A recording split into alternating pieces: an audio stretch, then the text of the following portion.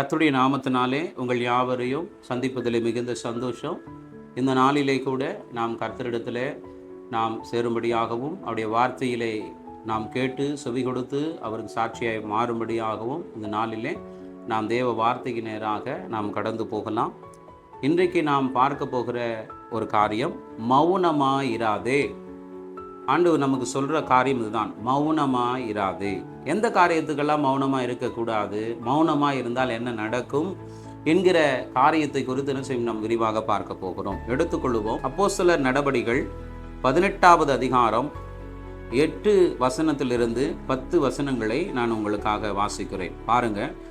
ஜெப ஆலய தலைவனாகிய கிறிஸ்பு என்பவன் தன் வீட்டார் அனைவரோடும் கர்த்தரிடத்தில் விசுவாசம் உள்ளவனானான்.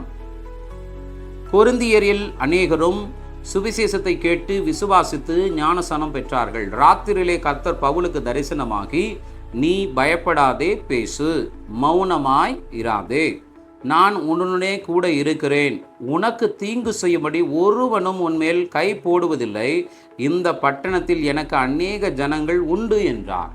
அப்போ இங்க தெளிவாக நீங்கள் பார்த்தீங்கன்னால், அன்றைக்கு கிறிஸ்பு என்பவர் வீட்டிலே ஜெபம் நடக்கிறது. அதில் ஜெப ஆலய தலைவருடைய குடும்பங்களும் ரட்சிக்கப்படுகிறது. எல்லாம் நடக்கிறது. அன்று இரவிலே ஆண்டவர் பவுலுக்கு தரிசனம் சொல்லுகிறார், நீ பயப்படாத, தைரியமாக பேசு, மௌனமாக இராதேன்னு சொல்கிறதுக்கு என்ன பிரச்சனை அங்கே வந்தது? எப்போவுமே மௌனம் ஒரு இடத்துல வருவதற்கு காரணம் எதிர்ப்பு. அவங்களுக்கு ஏதோ ஒரு எதிர்ப்பு, இல்லை தோல்விகள், இல்லை செவிகூடாத நிலை, இயலாத நிலை எப்பெல்லாம் வருகிறதோ அங்கே மௌனம் தான் பதிலாக வரும். ஏனென்றால் இவ்விடத்துல பேசி என்ன ஆக போகிறது, சொல்லி என்ன ஆக போகிறது? யாரும் நம்மளை மதிக்க போகிறது கிடையாது. இதுக்கு மேலே பேசி என்ன ஆக போகிறது? மௌனத்திற்கு மிகப்பெரிய அடையாளமாக எதிர்ப்பு தான் இருக்கும், இல்லை மதிக்காத ஒரு சூழ்நிலை இருக்கும். அது எங்கெல்லாம் வருகிறதோ, எங்கெல்லாம் அவர்கள் தோற்று போகிறதாக நினைக்கிறார்களோ, நம்முடைய வார்த்தைக்கு மரியாதை இல்லை நினைக்கிறார்களோ, அங்கெல்லாம் மௌனம் வர ஆரம்பித்துவிடும். பவுலுக்கும் அதே போல மௌனம் வருகிற நிலை வருகிறது. ஏன் வருகிறது என்பது, ஏன் ஆண்டவர் அவரோடு பேச வேண்டும், மௌனமாக இருக்காத, பேசுன்னு சொல்கிறாரு, ஜனங்கள் எனக்குரியவர்கள் இருக்கிறார்கள், நீ பயப்பட வேணாம் ஏன் சொல்லுகிறார் என்று பார்த்தால், அதிலே பாருங்கள். அதே அப்போஸ்தலர் 18வது அதிகாரம் 5லிருந்து 7 வசனங்களை வாசிக்கிறேன். பாருங்க. மக்கதோனியாவிலிருந்து சீலாவும் தீமோத்தேயும் வந்தபோது பவுல் ஆவியில் வைராக்கியம் கொண்டு இயேசுவே கிறிஸ்து என்று யூதருக்கு திஷ்டாந்தப்படுத்தினான். அவர்கள் எதிர்த்து நின்று தூசித்த போது அவன் தன் வஸ்திரங்களை உதறி, உங்கள் இரத்தப்பழி உங்கள் தலையின் மேல் இருக்கும், நான் சுத்தமாயிருக்கிறேன், இது முதல் புறஜாதியாரிடத்திற்கு போகிறேன் என்று அவர்களுடனே சொல்லி. அப்போ இந்த இடத்துல தெளிவுபடுத்துது. 7ஆம் வசனமும் அதே மாதிரி சொல்லுது, அவ்விடத்தை விட்டு தேவனை வணங்குகிறவனாகிய யுஸ்து என்னும் பேருள்ள ஒருவனுடைய வீட்டிற்கு வந்தான். அவன் வீடு ஜெப ஆலயத்திற்கு அடுத்ததாக இருந்தது. அப்போ யூதர்கள் மத்தியில் அவர் பிரசங்கம் பண்றார், யூதர்கள் மத்தியிலே சத்தியத்தை சொல்றார். ஆனால் யூதர்களில் சிலர் என்ன பண்றாங்க, பவுலை எதிர்த்து நிற்கிறார்கள். ஏன் எதிர்த்து நிற்கிறார்கள், ஏன் அவருடைய வார்த்தைக்கு செவி கொடுக்கவில்லை அப்படின்னு பார்த்தீங்கன்னா, யூதர்களுக்கு இருந்த மிகப்பெரிய ஒரு நம்பிக்கை அப்படின்னு பார்த்தீங்கன்னா, ஒரே தேவன், ஒன்றான தேவன், யெகோவா தேவன் தான் அவர்களுக்கு ஒரே தேவனாக இருப்பார் என்று சொல்லுது. அப்போ அவர் சொன்னார், மேசியா வருவார். மேசியா என்பது ராஜா, நமக்கு நியமிக்கப்பட்ட ராஜா வருவார், அவர் நம்ம என்ன செய்வார், விடுதலை ஆக்குவார் என்கிற நம்பிக்கை கொண்டவர்கள். ஆனால் அதை தான் அவர் என்ன சொல்றார், பவுல் யூதர்களுக்கு சொல்லுகிறார், நீங்கள் எதிர்பார்த்த அந்த மேசியா தான் யாரு, இயேசு கிறிஸ்து அப்படி என்று சொல்றார். அப்ப இயேசுனா உலகத்தை ரட்சிக்கிறவர், கிறிஸ்துனா அபிஷேகம் பண்ணப்பட்டவர், தெரிந்தெடுக்கப்பட்டவர், தேவனாலே தெரிந்தெடுக்கப்பட்டவர் என்று சொல்றாரு. அதை தான் அப்படின்னா இந்த அபிஷேகம் தெரிந்து கொள்வது என்பது ராஜாவை தேர்ந்தெடுக்கிற ஒரு அபிஷேக முறைகளையும் அதற்கான அங்கீகாரத்தை சொல்லுகிறது. அப்போ யூதர்களுடைய ராஜா இயேசு தான், இயேசு கிறிஸ்து, தேவனாலே அவர் அனுப்பப்பட்டவர், தெரிந்து கொள்ளப்பட்டவர் என்றதை பவுல் எடுத்து சொல்றார். ஆனால் அவங்க என்ன செய்யல, அதை ஏற்றுக்கொள்ளவில்லை. மேசியா இயேசு கிடையாது என்று சொல்லி அவர்கள் மறுதளித்தார்கள்.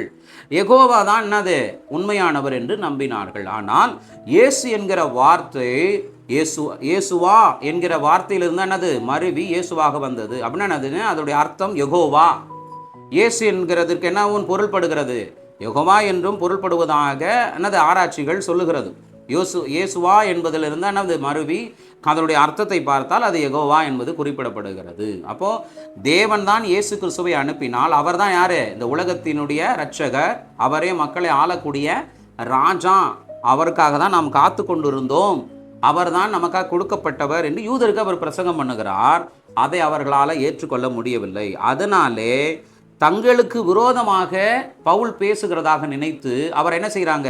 எதிர்த்து நிற்கிறார்கள். அப்படின்னானது அவரை ஏற்றுக்கொள்ளாதபடி அவமதிக்கிறார்கள், நிந்திக்கிறார்கள், அவரை எதிர்க்கிறார், அவருக்கான இடையூறை செய்ய ஆரம்பிக்கிறார்கள். இதனால அவர் என்ன செய்கிறாரு? மனசு வேதனைப்பட்டு அங்கே பேசுவதை நிறுத்துகிறார். அப்போது அங்கே எதிர்ப்பு வந்த உடனே வார்த்தைக்கான நல்ல பதில்கள் வராததினாலே அவர் சோறு ஊட்டுற போது வருவது தான் மௌன நிலை. அவருக்கு அந்த பயம் வந்ததினால் இனிமேல் பேசினா நமக்கு எதனா ஆகிவிடுமோ என்கிற பயத்திலே அவர் மௌனமாகிறார். அப்போ அவர் சொல்கிறாரு, நான் சொல்ல வேண்டியதை என்ன பண்ணேன்? சுவிசேஷத்தை உங்களுக்கு சொல்லிவிட்டேன், இனிமேல் நான் எங்கே போகிறேன்? ஆண்டவர் சொல்லியிருக்கிறார். ஏற்றுக்கொள்ளாவிட்டால் என்ன செய்யணும்? இன்னொரு இடத்துக்கு புறப்பட்டு போ, யார் ஏற்றுக்கொள்கிறோம் அவ்விடத்தில் சொல்லு என்று சொன்னார் பவுல். அதனாலே அவர் யூதருக்கு, புறஜாதிகளுக்கு எல்லாருக்குமானவராக தேர்ந்தெடுக்கப்பட்டவர் அவர்.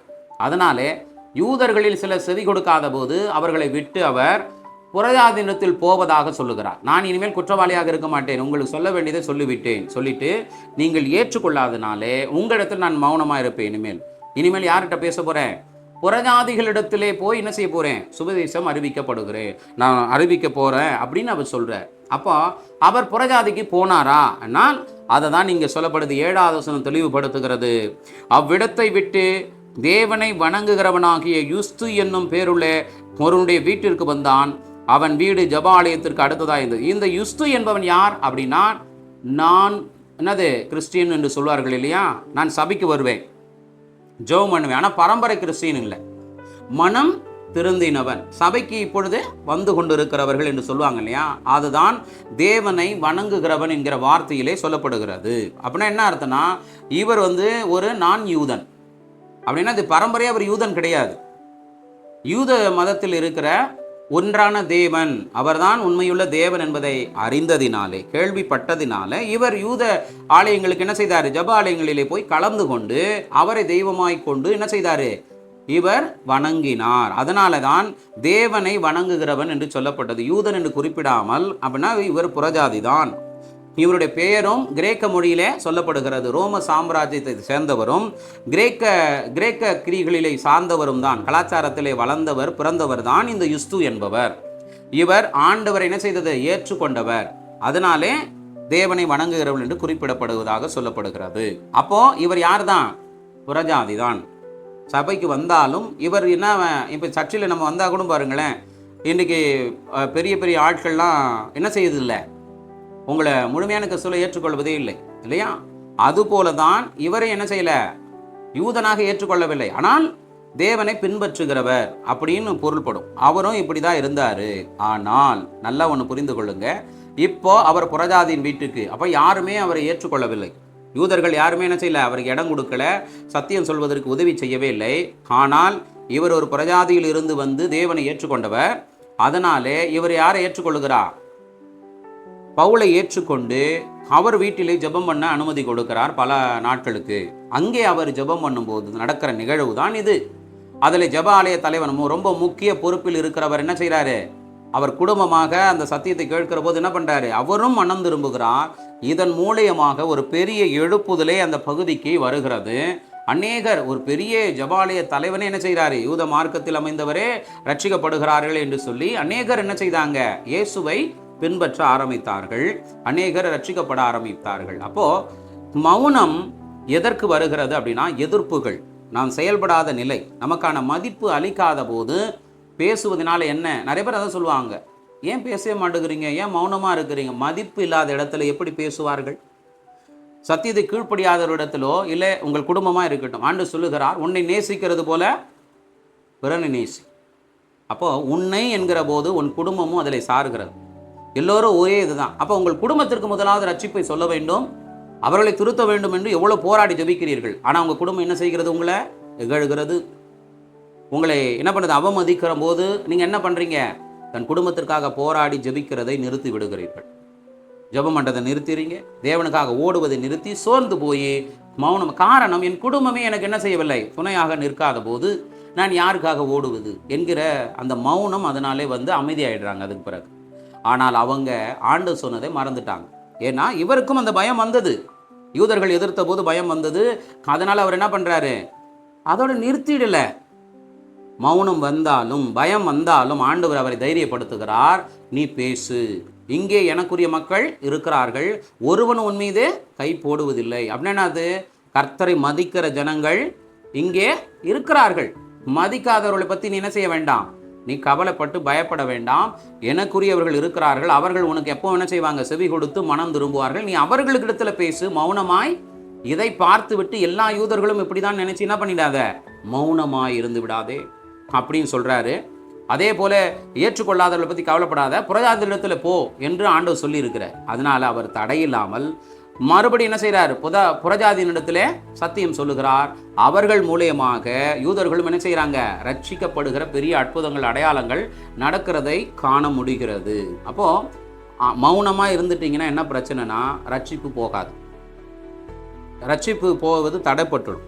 நீங்க சோர்ந்துட்டீங்கன்னா விடும். அப்போ நம்ம குடும்பம் மதிக்கல, என்ன செய்யலாம், உன்னை மதிக்கிறவர்களுக்கு சத்தியம் சொல்லணும். ஆண்டவர் அதுக்கான வழி. அப்போ அவங்களுக்கு இது பண்ணுவோம். உன்னை ஏற்றுக்கொள்கிற குடும்பங்கள் உனக்கு என்னவா இருப்பாங்க, ஒரு நல்ல குடும்பமாக இருப்பார்களே, உங்களை என்ன செய்வார்கள், மதிப்பார்களே. அப்போ அவங்களை நீங்கள் என்ன செய்யணும், சத்தியத்தை சொல்ல வேண்டும். இதையும் விட்டு விடக்கூடாது. என்ன செய்யணும், இதற்கும் ஜெபித்து விட்டு மௌனமாய் நீங்கள் ஜெபிக்கிறீங்க, ஆனால் சத்தியத்தை அதை வச்சு என்ன பண்ணிவிடாது, அப்படியே யாரும் செவி கொடுக்க மாட்டான்னு நினச்சிடக்கூடாது. இன்னும் நல்ல அநேகர் மனம் திரும்புவது எத்தனை பேர் இருப்பாங்களே, அவங்களுக்கு நீங்கள் சத்தியம் சொல்லலாம். நீங்கள் பார்ப்பீங்க, நம்ம சொந்தக்காரங்களுக்கு சொல்லணும், நம்ம பழக நண்பர்களுக்கு சொல்லணும், நம்ம வேலை ஸ்தலத்தில் சொல்லணும். சொன்னால் அவங்க மதிக்க மாட்டாங்க, கிண்டல் பண்ணுவாங்க, கேலி பண்ணுவாங்கன்னு சொன்ன உடனே நீங்கள் என்ன பண்ணுறீங்க, சத்தியத்தை விட்டு விலகி மௌனமாயிருங்க. ஏன்னா அவங்க கிண்டல் கேலி பண்ணுவாங்க, நம்மளை மதிக்க மாட்டாங்கன்னு நினச்சி. ஆனால் ஆண்டவருடைய சித்தத்தை நீங்கள் என்ன செய்யணும் இல்லையா. அப்போ நீங்கள் என்ன பண்ணணும், அங்கே மதிக்கலைன்னா வேறொரு இடத்துக்கு என்ன செய்யணும், நீங்கள் கொண்டு போகணுமே தவிர சத்தியத்திலே மௌனம் இருக்கக்கூடாது. ஏனென்றால் நீங்கள் செயல்படாவிட்டால் விடுதலை யாருக்கும் போகாது, ரட்சிப்பு போகாது, பிசாசின் கிரிகளுக்கு முடிவு வராது, துன்மார்க்கர்களுக்கு முடிவு வராது, சத்துருக்களுக்கு முடிவு வராது, கஷ்டங்களுக்கு முடிவு வராது, பாவங்களுக்கு முடிவு வராது. நீங்கள் நல்ல காரியத்திற்கு மௌனமாய் இருக்கவே கூடாது. உங்களை தடுப்பது எதுவாக இருந்தாலும் சரி, அதை உதறி தள்ளிவிட்டு அடுத்த கட்டத்திற்கு என்ன செய்ய வேண்டும், நாம் ஓடி செய்யும் பொழுது பயன் பெறுகிறவர்களுக்கு என்ன கிடைக்கும், ரட்சிப்பு கிடைக்கும் இல்லையா. அதுதானே தேவ திட்டம். ஆனால் நீங்கள் உங்களை ஒருவர் மதிக்கவில்லை என்பதற்காக என்ன பண்ணிடுறீங்க, மொத்த குடும்பங்களையும் விட்டு விடுகிறீர்கள். உங்கள் வேலையில் இருக்கிற அத்தனை பேரையுமே எதிராளிகளாய் பார்க்கிறீர்கள், உங்கள் பகுதியில் இருக்கிற அத்தனை பேர் எதிராளிகளாகவே பார்க்கிறீர்கள். ஆனால் தேவ திட்டம் தடைபடுமே, உங்களை அழைத்த அழைப்பு தடைபடுமே. ஏனென்றால் நீங்கள் தெரிந்து கொள்ளப்பட்டவர்கள். நீங்கள் பேசினால்தான் பிசாசு பயப்படுவான். நீங்கள் உண்மையாய் தெரிந்து கொள்ளப்பட்டு தேவனுக்கு அர்ப்பணிக்கப்பட்டவர்கள் சத்தியத்தை சொன்னால்தான் விடுதலை வரும். எல்லாரும் சொல்லிவிட்டால் என்ன வந்துடாது, விடுதலை வந்து விடா. தேவனுக்காக அர்ப்பணித்து விசுவாசிக்கிற பிள்ளைகள் மூலியமாக தான் தேவன் அதிகமாய் கிரியை செய்வார், அந்த அபிஷேகம் கிரியை செய்யும். அப்போ நீங்கள் சோர்ந்துட்டீங்கன்னா அநேக மக்களுக்கு போக வேண்டிய ரட்சிப்பு தடைப்படும், அநேக குடும்பங்களுக்கு போக வேண்டிய ரட்சிப்பு தடைப்படும். அதனாலே நாம் என்ன பண்ண வேண்டாம், பயப்பட வேண்டாம். எதிர்ப்புகளையும் அவமரியாதைகள் வருகிற போது நீங்கள் பயப்பட வேண்டாம், மௌனத்திற்கு போக வேண்டாம். கர்த்தர் உங்களை பயன்படுத்துவார், உங்களுக்கானவர்களை ஏற்படுத்துவார். நீங்கள் தொடர்ந்து என்ன செய்ய வேண்டும், முன்னேறி செல்ல வேண்டும். மௌனம் உங்களுக்கு மாத்திரமல்ல, அநேக பிள்ளைகளுக்கு என்ன ஆகும், தடையாக வந்துவிடும், ரட்சிப்புக்கு அதுவே ஒரு ஆபத்தாக அமைந்துவிடும். அதனால் நீங்கள் அப்படி இருக்கக்கூடாது என்பதற்காகத்தான் பவுலை வைத்து உங்களுக்கு ஒப்பீடு சொல்லுகிறார். அவருக்கு அதனால தான் அந்த பயத்தினால் மௌனம் பற்றக்கூடாது என்பதனால தான் புறஜாதியத்திலே ஆதரவு கொடுக்கிறார். கர்த்தர் என்ன செய்கிறார், அவரை பயன்படுத்துகிறார். அதன் மூலியமாகவே யூதர்களுக்கும் என்ன போகுது, ரட்சிப்பு போகுது. பவுலை பொறுத்தவரைக்கும் நல்லா புரிந்து கொள்ளுங்கள், அவரை எதுவுமே தடுக்க முடியல. வேலை இல்லைன்னா வேலையை பற்றி கவலைப்படல, ஊழியக்காரர் வேலை செய்யக்கூடாதா, வேலை செய்வேன்றார்.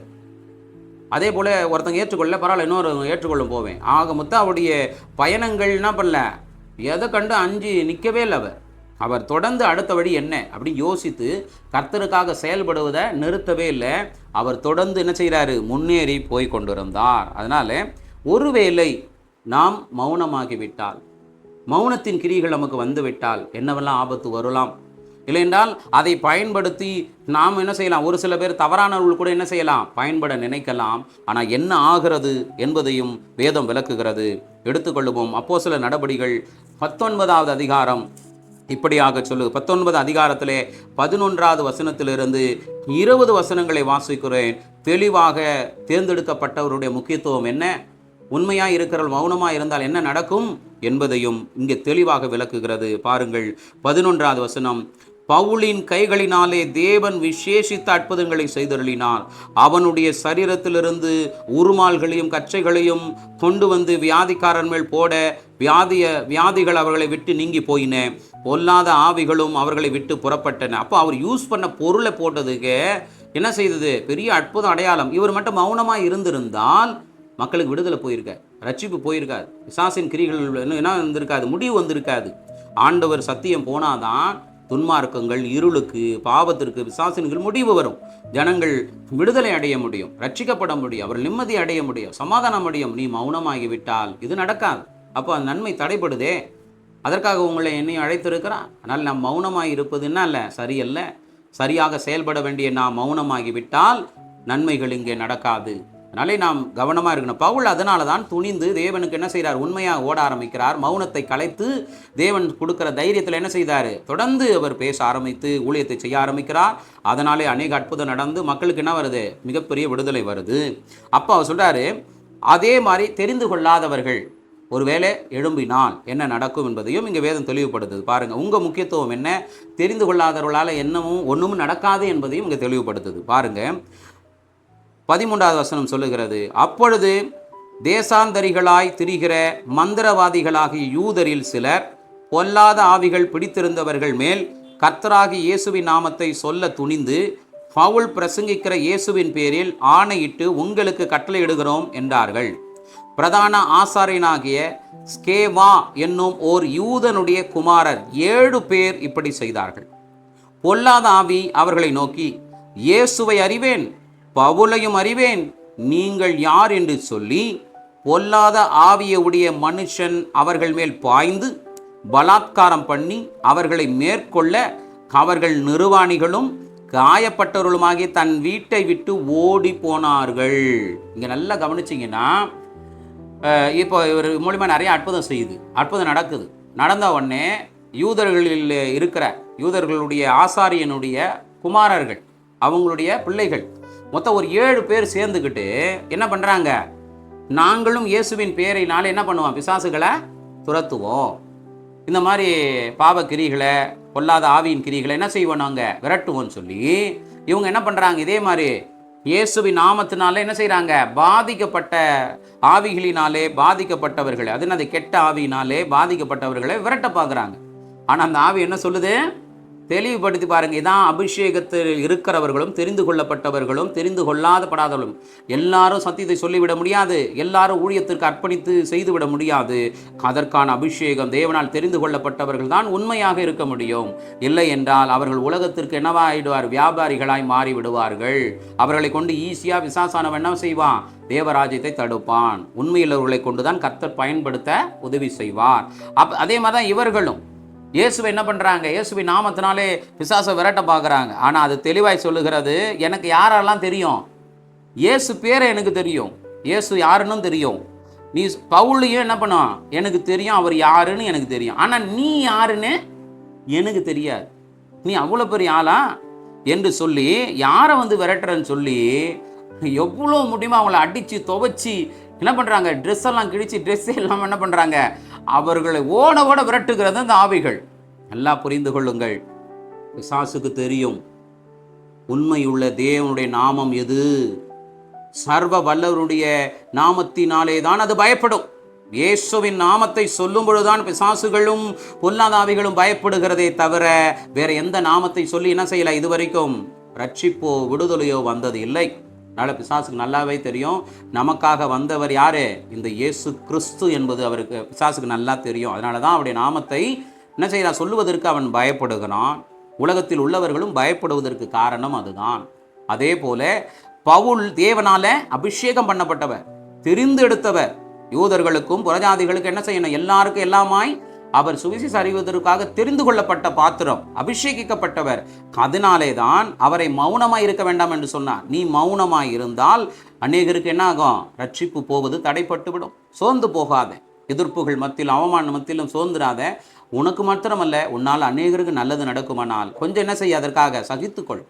அப்படின்னு இயேசு அப்படிதான் நமக்கு விடுதலையை கொடுத்து நமக்கு ரட்சிப்பை கொடுத்தார், எல்லாத்தையும் தாங்கி கொண்டார்.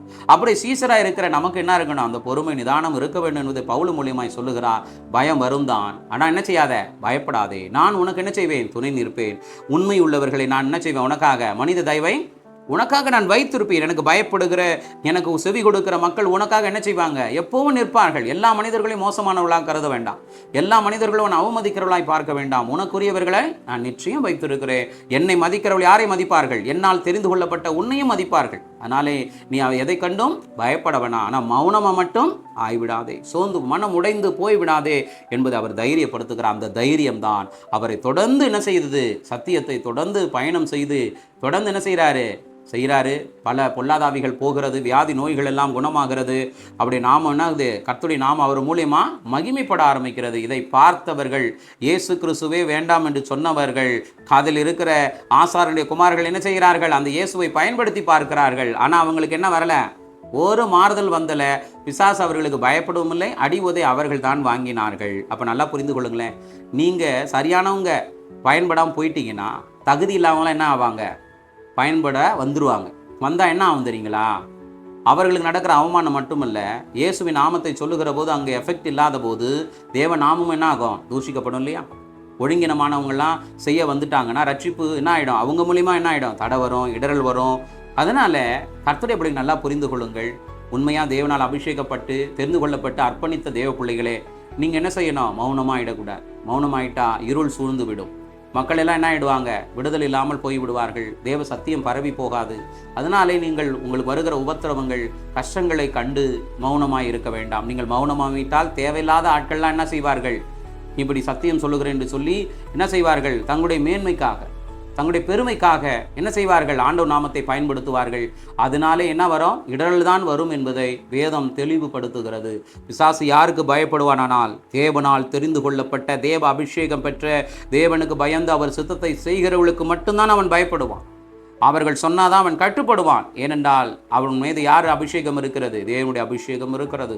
அவர்கள் இயேசுவின் நாமத்தை சொல்லுகிற போது எப்பேற்பட்ட பொல்லாத ஆவிகளும் சரி, எவ்வளவு பெரிய சத்துருக்களும் துன்மார்களும் சரி என்ன செய்வார்? கர்த்தர் அகற்றி போடுவார். அங்கே ரட்சிப்பு வரும். அநேக ஏழைகள், திக்கற்றவர்களுக்கு, அறியாமல் உள்ள ஜனங்களுக்கும், பிரஜாதிகளுக்கும், அதே போல தேவனை மதித்து மனம் திரும்புகிற ஒவ்வொரு கிறிஸ்தவ ஜனங்களுக்கும் என்ன வரும்? மீண்டுமான உண்மையான மனம் திரும்புதலின் ரட்சிப்பு வரும்.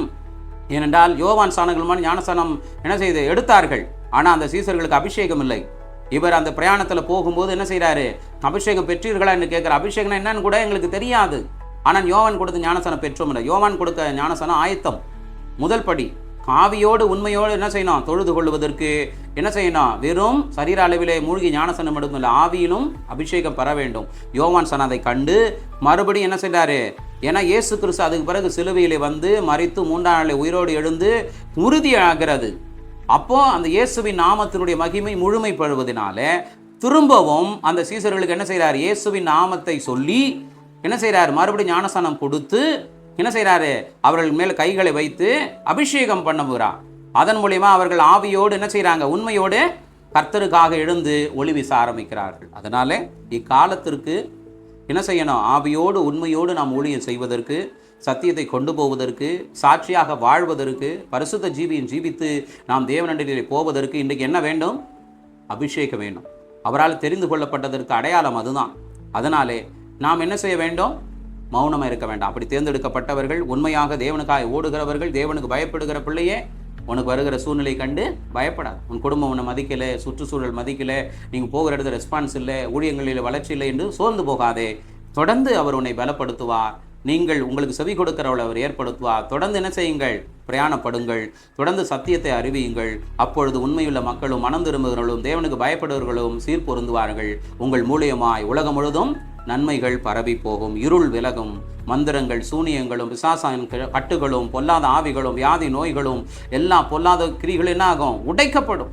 எல்லா பொல்லாத என்ன ஆகும்? கிரிகளும் பாரம்பரிய கட்டுகள்லாம் என்ன ஆகும்? உடைக்கப்படும். ஆவியோடு உண்மையோடு தொழுது கொள்ளுகிற காலத்தில் நாம் வந்திருக்கிறபடியினாலே நமக்காக கொடுக்கப்பட்டவர் யார்தான்? இந்த இயேசு கிறிஸ்து தான். அவர் நாமம் அல்லாமல் நமக்கு என்ன இல்லை? ஒரு விடுதலை வருவதில்லை. அதனால் நீங்கள் அதை அறிவிக்க கடமைப்பட்டிருக்கிறீர்கள். அதன்படி வாழ்வதிலே நீங்கள் சோர்ந்து போகவும் கூடாது. அப்படி நீங்கள் சோர்ந்து போனால் பொல்லாத கிரியைகள் தான் என்ன ஆகும்?